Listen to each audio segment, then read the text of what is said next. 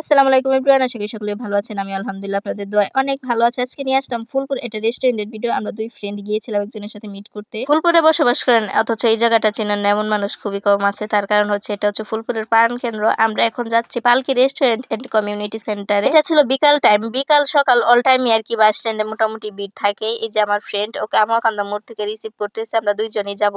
আমি রিক্সা নিয়ে আসছিলাম একদম সরাসরি পালকিতে যাব, কিন্তু দুর্ভাগ্যবশত রিক্সা থেকে উঠেও নেমে পড়তে হয়েছে আমাদের দুইজনে। এই যে দেখেন আমাদের আব্বাজানের জন্য, উনি হচ্ছে বিদেশি বাপের একমাত্র পোলা। এটা হচ্ছে আমার বান্ধবীর বড় বোন মানে সুইটিয়াপুর ছেলে, আর ওই আসছিল মুক্তার পিছে পিছে আমাদের সাথে যাবে, সেই জন্য আমরা 4টা রিক্সা ওর জন্য চেঞ্জ করছি, কিন্তু ওই আমাদের পিছি ছাড়তেছে না, আমাদের সাথে যাবে। অনেক কিছু করার পর পরবর্তী সময় বলতেছে ওকে একটা কোন আইসক্রিম কিনে দিলে চলে যাবে। ওকে কোন আইসক্রিম কিনে দিয়ে আমার বান্ধবী আসছে রিক্সা নিয়ে, আবার আমরা এখন একসাথে যাব। আমাদের আব্বাজানের জন্য আধা ঘন্টা দেরি হয়েছে, 4টা রিক্সা চেঞ্জ করছি। রিক্সাওয়ালারা বলতেছে ভালো নিয়ে যান ওরে, আসলে আমরা একটা কাজে গেছিলাম সেই জন্য নিয়ে যাই না, নাই তো যেখানে যাই মোটামুটি নিয়ে যাই ওকে। আমার বান্ধবী তো রিক্সায় উঠা ওই ফোন করা শুরু করছে, ওই আমার সাথে দেখা করতে আসছে নাকি ফোন করতে আসছে সেটাই বুঝতেছি না। সারাটা পথ গেছে ওই ফোন করতে করতে। এরির মাঠেরই একটা দেখেন রাস্তার চারপাশে কৃষ্ণচূড়া ফুলের গাছ, আর এটা ছিল হাসপাতালের সামনে। এখনো কিন্তু ওই ফোনে কথাই বলতেছে তুই কি ফোনে কথাই বলবি, মানে ওর প্রতিটা কথা আমি রিপিট করতেছিলাম। আর রাস্তার পাশে দেখেন কি সুন্দর কলা গাছগুলো, মানে ভিডিওতে এত সুন্দর হচ্ছে, আমার কাছে ভালোই লাগছে। আমরা কিন্তু প্রায় চলে আসছি পালকির সামনে। এই যে পালকি দেখা যাইতেছে। ফুলপুরের মানুষ হলে পালকি রেস্টুরেন্ট চিনেন এমন কোনো মানুষ খুব কমই আছে। আমি ফুলপুরের মেয়ে হয়েও আজকে প্রথম পালকি রেস্টুরেন্ট এন্ড কমিউনিটি সেন্টারে ঢুকতেছি। তার কারণ হচ্ছে আমি তো শেরপুরে বেশি থাকি, ফুলপুরে বেশি থাকা হয় না। তবে এই পালকির সামনে দিয়ে অনেক আসা যাওয়া হয়েছে, কখনো ঢোকা হয় না, আজকে প্রথম আসলাম। আমার বান্ধবী আর আমি পালকি রেস্টুরেন্টের ভিতরে ঢুকে এই যে মেয়েতে দোলনাতে ভিডিও করতেছিলাম। আমার বান্ধবীকে আগে ভিডিও করাইছি, মানে যেহেতু দুইজন মানুষ ক্যামেরাম্যানের অভাব, সেহেতু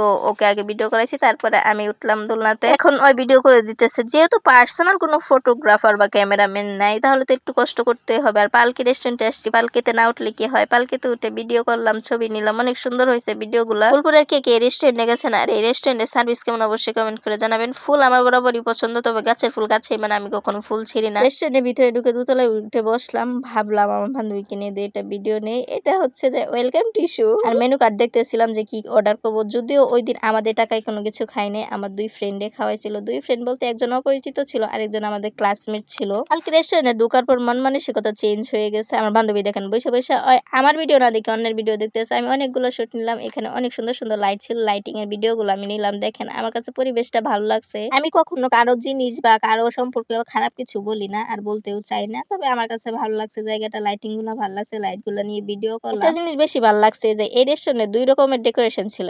এক সাইডে ছিল হচ্ছে গ্রামীণ ডেকোরেশন, আরেক সাইডে ছিল একটু আধুনিক ডেকোরেশন। তবে রাত্রে ভিডিও নিছি, ওদের লাইটিং এর ব্যবস্থাটা হয়তো একটু কম ছিল, তো ওই যে লাইট জ্বালা দিতেছিল ওইটাই আমার ফ্রেন্ড ছিল প্রত্যয়। সবাই প্রত্যয়ের জন্য দোয়া করবেন। প্রত্যয় তোর কথা বলে দিচ্ছি ভিডিওতে, বুঝছস। আমার প্রাইমারি স্কুল থেকে ফ্রেন্ড, মাঝখানে যোগাযোগ ছিল না, পরে আবার 9-10 যখন ইন্টারমিডিয়েটে তখন আবার যোগাযোগ হয়েছে। এই যে দেখেন এটা হচ্ছে আধুনিকটা, আর ওই পাশে ছিল গ্রামীণটা, মানে ভালোই লাগছে, পরিবেশটা একটু অন্যরকম ছিল। পরিবেশটা আমার কাছে ভালো লাগছে। কয়েকটা ছবি তুলছিলাম, ভিডিও নিছিলাম, ওই ভিডিওগুলো অনেক সুন্দর হয়েছিল। যে কোনো ডেকোরেশন বা ব্যাকগ্রাউন্ড যদি ভালো হয়, ছবি আপনার ভালো হবে, এটাই স্বাভাবিক। তারপরে চলে আসলো আমাদের কফি। যে ভাই আমাদেরকে কফি খাওয়াইছে ওনাকে অসংখ্য ধন্যবাদ। আর কফির ডেকোরেশনটা আমার কাছে ভালো লাগছে, মানে ফ্লাওয়ারের মতো ছিল।